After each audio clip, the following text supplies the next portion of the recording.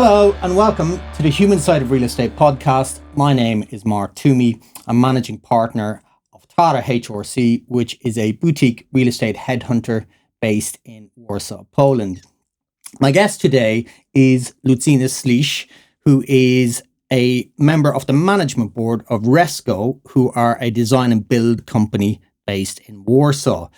Lucy, hi, how are you? How are you today? Hello, Mark. Thank you for invitation. You're very welcome. Thank you very much. Yes, my name is Lucy. I will maybe explain a little more for the people who do not know me very well. There's about three of them out there, I think. Yeah, Śliż is not very popular and very common surname in Poland, so maybe because of the surname. But yes, I'm an architect. I finished the Polytechnic in Krakow. But after 2 years, I decided to jump into agency world, and I spent there 16 years. And after 16 years, I step up to construction field, which was not so obvious, and it was also surprising for me. And yes, the company Reesco Retail was established 4 years ago, and I was responsible for business development from the beginning. Reesco is the group of companies. We are specializing in designing and construction, but also for our clients, we are doing technical due diligence, the energy optimization, which is very hot topic nowadays. And what we love the brownfields because reuse and repositioning of the building, it's very interesting topic nowadays. There are less new buildings. We are trying to change the existing material, and we are doing a lot of refurbishments for our clients, and also fit outs and cubic small volume is happening from time to time. Great. So we got the professional stuff out of the way. So let's get into the fun stuff. So when we met a couple of weeks ago for coffee, we talked about a lot of different things, but one of the topics that we really kind of got into, which was fascinating for me, was this idea of kind of stepping outside your comfort zone and the concept of being comfortable with being uncomfortable. And you seem like the type of person who just relishes this concept. So that's what I want to focus on today. So that idea of being comfortable with being uncomfortable and stepping outside your comfort zone. So I'm very curious to see how you have, adopted that to your personal and your professional life. So 10 years ago, let's rewind the clock. So 2014, going back 10 years ago. And as you mentioned, you were working in retail, retail agency at the time, for, would have been DTZ maybe at that time? Was it still DTZ? Yeah. DTZ, and then there was this big merge with Cushman Wakefield. So 10 years ago, DTZ, retail agency, retail was obviously a very different world than it was today. Exciting. So it was a really busy time. And you decided it was the perfect time to take a year off and go and travel the world. And you did that with your two kids. Yes. The youngest of which was 2 at the time. Yeah. So let's start with a quick overview of that trip, the itinerary of that trip, where you went to, and like how was it with the kids, particularly such young kids to take with you. Yeah, it's but actually I will start with summarizing. Truly speaking, we take a break for 1 year. The trip was 10 months, and truly speaking, it was really the best time of my entire life, if I can say that. Maybe it sounds like nothing better will happen to you, but I feel very free on that trip, and it was really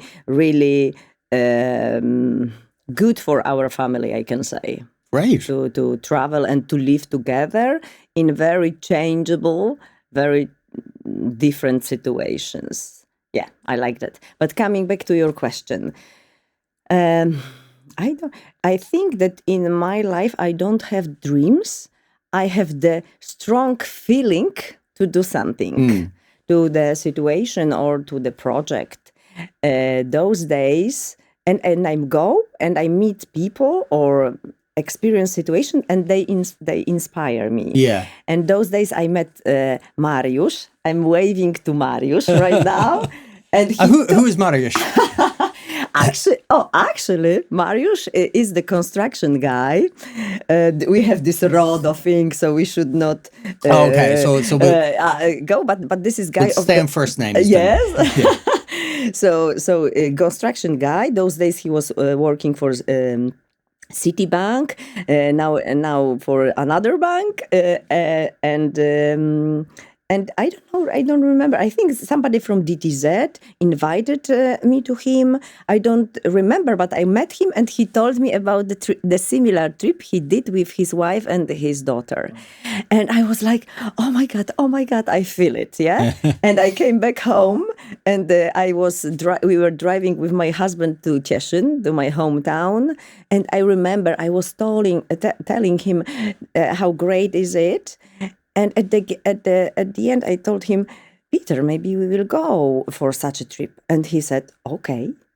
Great. Okay. No argument. No argument. Yeah, because we have and actually that surprised me after all these years, because we are quarreling for such easy things sometimes. And at this point, he said, okay. Brilliant. So I think as far as dreams, or whatever you want to do, firstly is decision. So you need to make decision. But hang on, before we get into that, so where did the trip take you from? How many stops did you have? What was the general kind of itinerary of that trip? That was the advice of Mariusz. You need to contact those days. Maybe nowadays you have much more options, but those days we contact with the Travel Nation. It was the agency who is organized it for you. I mean, not the trip, but the flights. They have this special discounts, and we contacted them. You tell them which stops you want to do doing the circle, and they calculate it for you, and they organize all these tickets and insurance, and that's it, actually. Yeah. And that's it. And at the beginning, we had, many stops, but because of the budget, we squeezed it a little, and we actually visit the few continents. So we started with the North America and part of Alaska. Then we fly to South America. Of course, on the continents, we visit a couple of countries, or in the states. Mostly, we visit 1 month, or sometimes 1 month and I don't know, 1-2 weeks. We have been in one country. That was the idea, to really feel the country which we live. So the South America, then we fly to Australia, to New Zealand, to Japan, and then go back to Poland. So it was like, the circle was like that.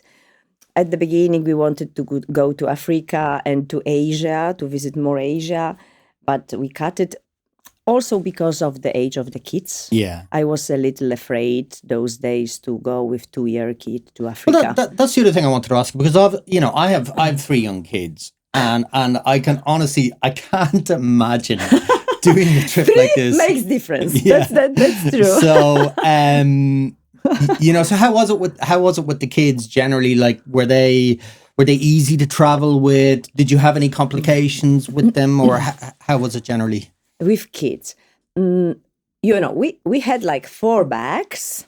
We had this small trolley, the small McLaren, and we had this. How is it in English? That you put the kids on your back and you walk with backpack. Okay, backpack for kids. Actually, yeah, I wore one of those for many years, and I can't remember the name of it. What was the kid backpack? Kid backpack. Yeah. So we had the kid backpack.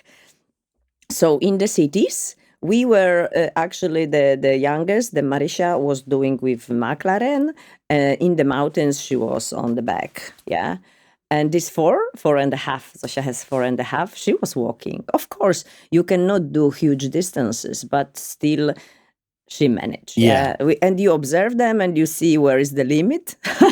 We visit a lot of kinder places on the trip, in every country, on every street. Zoos and yes, you need to stop and you visit a little and then you need to give them the place to play. I think the thing I'd be most worried about is, you're going into countries that you don't know. Like Poland is an incredibly safe country for kids. And then you're going into countries and then you're worried about, okay, what if I turn a corner and I lose a kid and, or I'm in a shopping mall and the kid stops to look at and you're just, for that, when the kids are a little bit older, they have mobile phones and you can, call, where are you? I'm here. Okay, fine. But when they're that young at 2 years of age, obviously you're not going to leave a 2-year-old by themselves or whatever. But I think I think safety is the thing.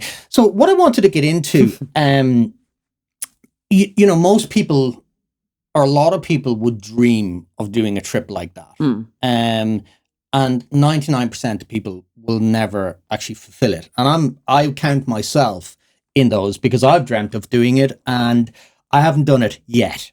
After this conversation, Mark, for sure you are going. My wife would go tomorrow, no problem. Oh, you see, you have the first step. You have the first step forward.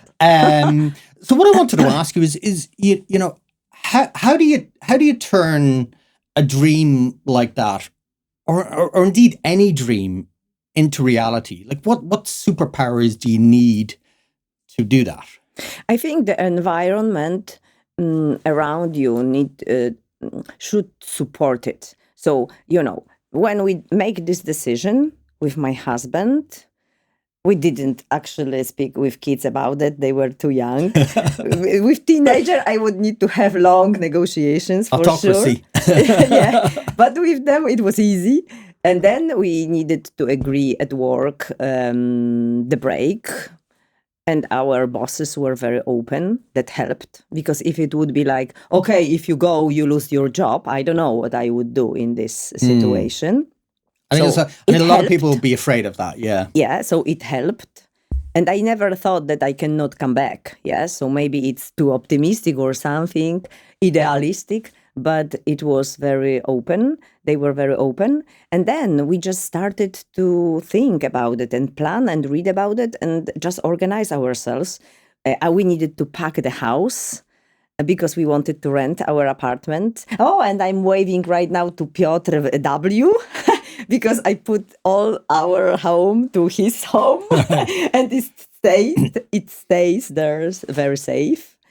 So it was also helpful that we don't need to travel with all our stuff to Cieszyn, for example. So once you and Peter agreed this, then it's just a case of saying, okay, we're agreed, we're going to do this. Now we need to plan it. Now we need to decide, okay, how do we get from where we are now to getting on a plane and starting? Exactly, because we needed to tell them, I mean the agency who bought all this ticket, exact days. So there is a moment that you have the exact days and you need to just to be prepared for that moment. Yeah. So you have this date and then you go back and you plan everything forward to really reach that day. Yeah. And I remember that we also did the presentation in front of our family and everybody said, "Are you crazy?" No, because of kids you cannot go. You will never come back. So I remember it was the Christmas time, we did the PowerPoint presentation and explain them why it's going to be safe and so on. So you did a PowerPoint presentation for your family? Believe me, because everybody were against. They said, no, you cannot go. Come on. It's but coming back to the safety, actually during the whole 10 months, I have one scary situation because I did, all this safety rescue training before. So I thought also if something will happen with kid and I will be in the middle of forest, what should I do and so on. Instead of insurance and of obvious stuff. And we have been in Bolivia, and we were going to the Salar de Uyuni. This is the huge salt desert.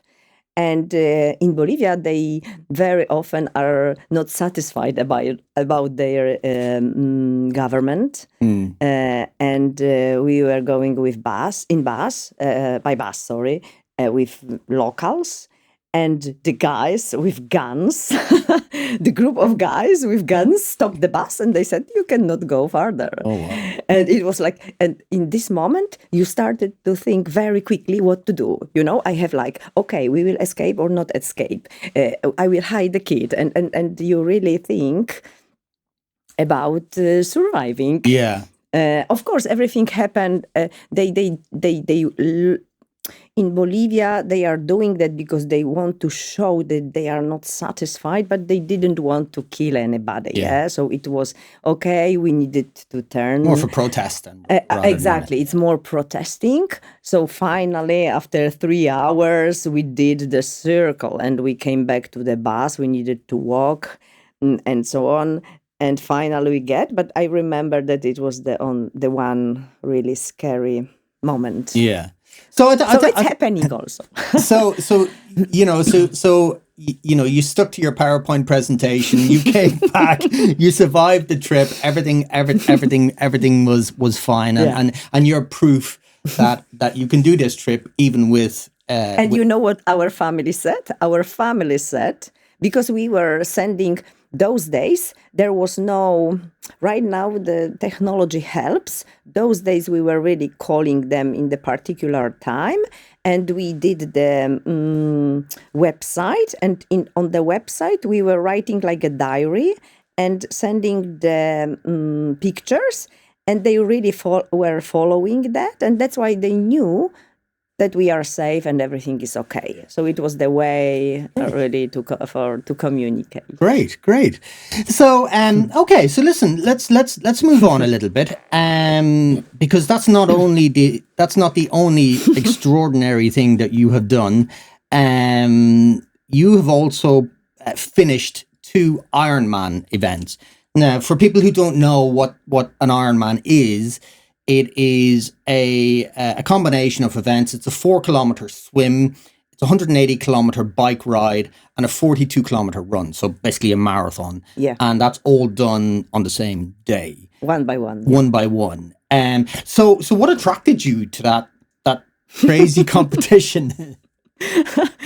I actually don't remember this moment, which I remember very well as far as the trip. Truly speaking, my brother was doing the competition, the triathlon, because triathlon has various distances, not only the Ironman one, the long distance.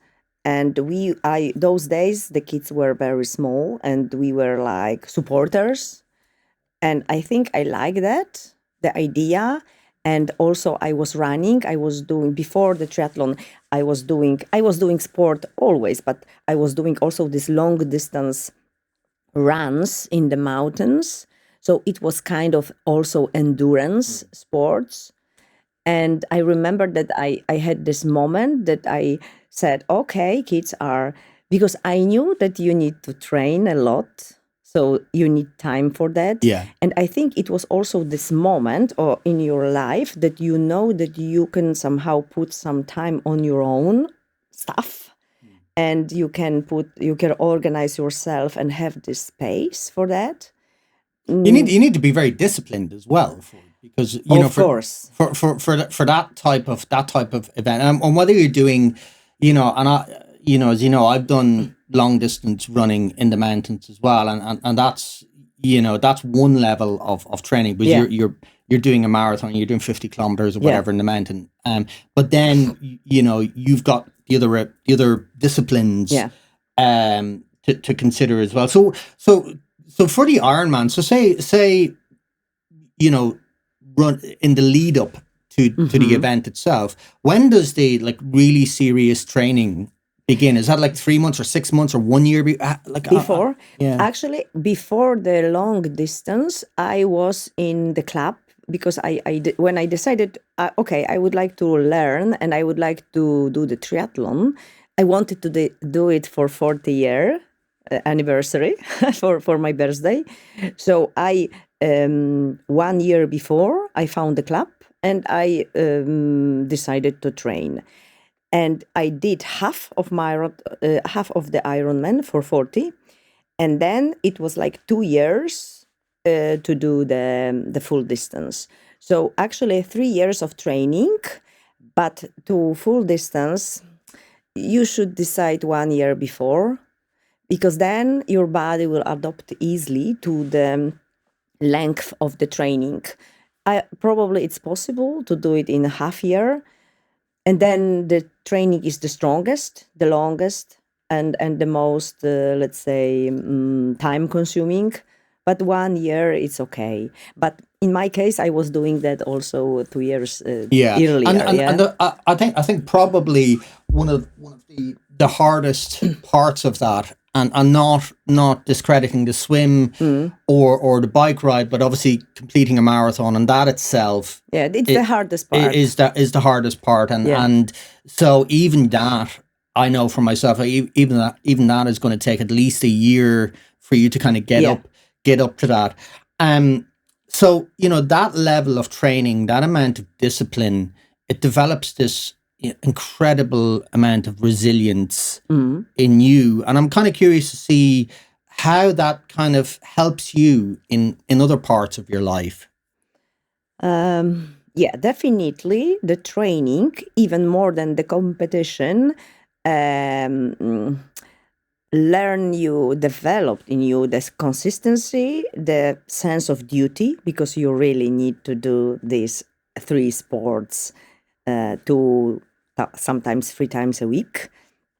And because of this training, because you fall down and rise. Sometimes you feel great, sometimes you really do not feel that you want to train, and you need to all the time work with your mindset and all the time rise and do. So I think this process actually building this resilience which you mentioned, that you are somehow prepared, because during the course you accept that in 10 or 16 hours, it depends how fast you can be, everything can happen. So you need to be prepared for that. Your internal voice will tell you, you should stop. The pain is big. It really doesn't make sense to go again and again. Have a little lie down here. It's fine. And you have this conversation for many hours. So you need to be prepared to say, no, I'm not stopping. I'm going. So actually, this is the biggest preparation, because you prepare muscles also. But I think Ironman, this is the mental distance. Yeah, no, for sure. And then kind of taking that, when you've trained your mind, when you've developed a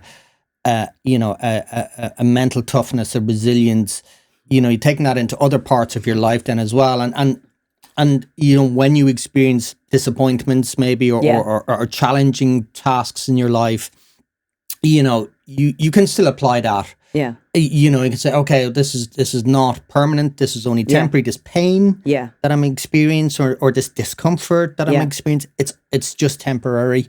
And I know if I just keep pushing, keep going, it will get better. It will change. I will feel different. This is the biggest. This is the most spectacular connection. This is this mindset thing, because nowadays we experience, and everybody's saying about it, that more and more so-called black swans will come. That unpredictable can happen. And you are somehow prepared for that. You're prepared to be able to return to the state of balance somehow after all these disappointment and challenging situation. I think this is the biggest, instead of time management and all this stuff, I think this is the biggest thing which you can take from the sport. Yeah. And when you apply those principles again to changes in your life, and be those personal changes, health changes, career changes, any major change in your life, I think that, that resilience helps you kind of go through that and say, okay, I understand this is just a period. It's a change. It's different. I have to adapt. I have to change my style. And it helps you kind of work through that. It doesn't feel like you're climbing such a big mountain. You're just, it's step by step. Yeah, actually, you cannot. I think you cannot learn that quickly. You need to experience that. Yeah, that you rise and you start again and you start again. I think nobody is born with that. Yeah. Maybe you can learn if you have, parents who are telling you, oh, you are like American, American dream, that somebody is telling you that you are the greatest and you can do it and so on and so on. But you can listen that, but it's just listening. You really need to experience that. Yeah, no, absolutely. And one thing I found interesting is when I started doing these trail running events in the mountains, and the first thing that struck me was the age of people doing it, and they were between the ages of, I would say, anywhere between 35 and 45, and it kind of struck me that, okay, these are people who have already experienced life for 35, 45, 55 years. They've experienced a lot of change in their life. They've built a resilience. And now they're using that resilience, almost kind of like a reverse engineering situation. But they're in a position now where they can say, I can get through this because I have enough mental toughness to get me to the end of this. Yeah. And that's something that comes with later in life as well. I don't think, you're not going to get a 25-year-old who is that level of resilience. There are young triathlonists, but they are doing short distances. Yeah, and I think a lot of those young guys, maybe they're looking at it as a potential career, and so I don't know how many of them are just doing it just for the fun. Exactly. Yeah. There is no such huge patience which you need for that. After 1 hour and a half, you are done. You have fun. You somehow create the testosterone, which is helping you to, and especially for the people who love competing, it's enough. Yes. Yeah, absolutely. So staying on the topic of change and staying on the topic of stepping outside your comfort zone. At the beginning of the conversation, we mentioned that you started your career in retail agency with ETZ. Yes. So you spent 16 years, most of your career with ETZ and with and then later with Cushman. And then in 2020, obviously, we had COVID hit, and the retail industry suffered, and you decided that it was time for a change, and you switched from retail to the construction industry, which is quite a change, because because when you think about retail, and at least in my experience, retail agency is predominantly a very female-dominated sector, and then you're not only are you switching industry sector completely into construction, but you're switching then into a very male-dominated industry sector. Still it is, yes, and so I'm kind of curious to see what cultural changes you found when making that switch from retail into construction. So maybe I will say how it's supposed to happen. Right, okay. In my situation, it was very kind of a Red Bull decision, a Red Bull jump, which is maybe not the best. I'm seeing a trend here, but yeah, actually, it's not very much different from the personal decisions. Because I met Arthur. I'm waving to Arthur now, and he proposed me the cooperation. And truly speaking, I just decided it was similar like with this round the world trip. Yeah, that at that moment I felt yes, I should try. I didn't think about that. I haven't done the SWOT. It was just a decision, but having this 4 year experience, I would. I would have this kind of insights. First of all, you need to try to really know if it's for you, if it's not. Of course, you can know, you understand the business, you can see the differences, but really you need to experience from my perspective. Yeah. You can prepare yourself, you can gather the information, you can learn about the environment with this particular industry which you would like to learn. You can ask to meet people in the team with whom you will cooperate. But like with everything, you just need to experience. You just need to experience that. And after a while, you know if it's for you or if it's not. Yeah, from my perspective, it's you need 1-2 years to really know if the change was okay. Yes, and it's very helpful to have the buddy. Yeah. When you jump to the new place, to the new sector, so somebody who will really help you to understand and to make these first steps. That's very helpful. What do you think you brought to them coming from retail into construction that they didn't have before? With this particular situation, like Reesco, because probably we can imagine various of changes, and in each time, with my knowledge and my background, I would bring something else. For Reesco, it was like they didn't develop the retail construction in Reesco before. They have done like 2 projects before, but it was not the focus. The focus was offices. So the idea about me was, Lucy, you understand the industry, you know the people, you have the relation, you will develop that. Yeah. So, but from like I suppose a corporate culture point of view, like what were you able to bring from your 16 years of retail? So you mean on the cultural side, yeah. The cultural side. I came from from the corporation, let's say. So it was not at the beginning, it was like naturally, that I could bring some ideas about the training, about the culture from the corporation to the smaller organization. So definitely yes. Some movements so besides the work, I think that was also my role to organize somehow people to integrate them. Naturally, I integrate them around the sport, and we set up the team, the sport team, but bringing that something different than the construction, because this is very expertise business. Yes, there are many experts.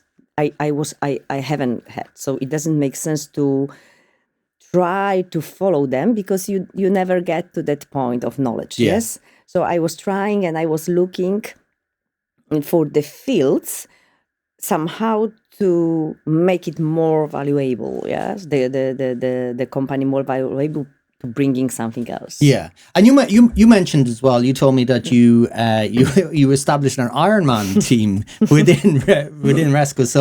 So and you said that was a little bit challenging at first because engineers and these guys are focused, very busy, very busy guys, and probably not spending enough time on their physical health and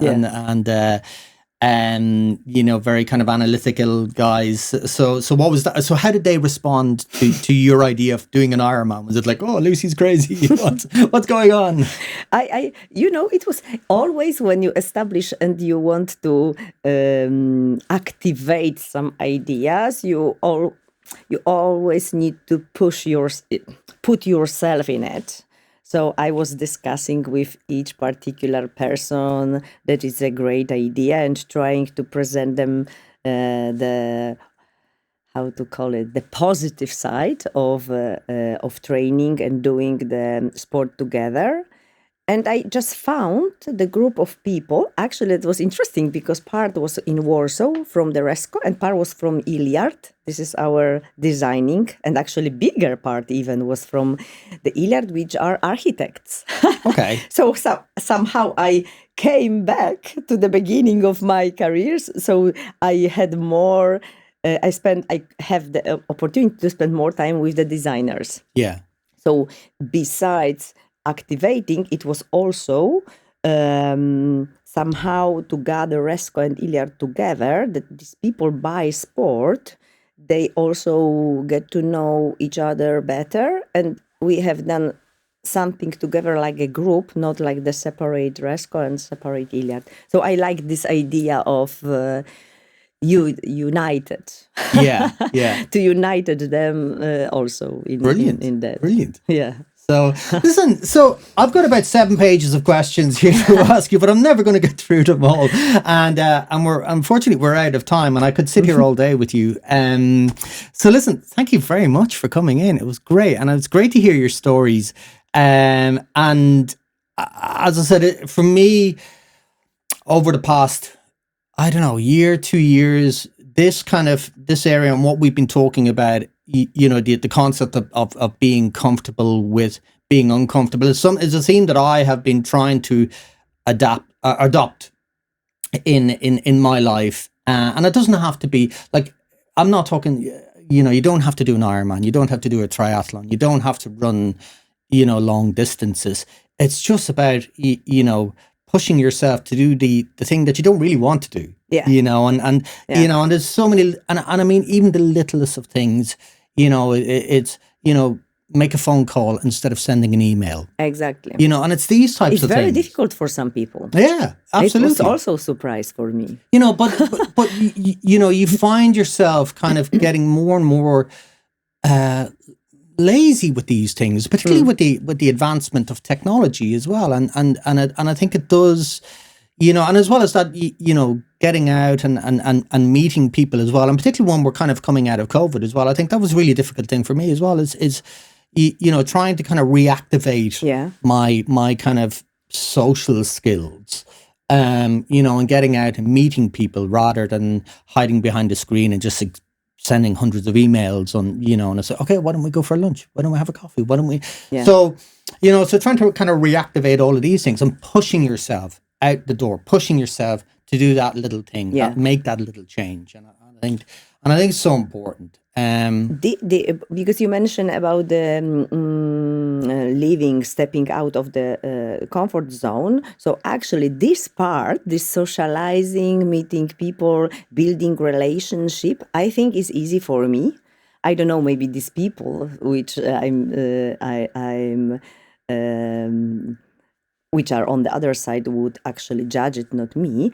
But from my perspective, like changing this business was the toughest. Yeah, you feel at the beginning you feel very lonely, and this is this comfort zone that in the field, when you know all the people, you understand the how to react, how you make the business.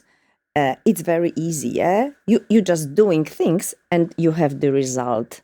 In the new field, you need to step back and you learn everything from the scratch, understand, it makes time, you need the patience. So for me, for example, that was difficult, yeah.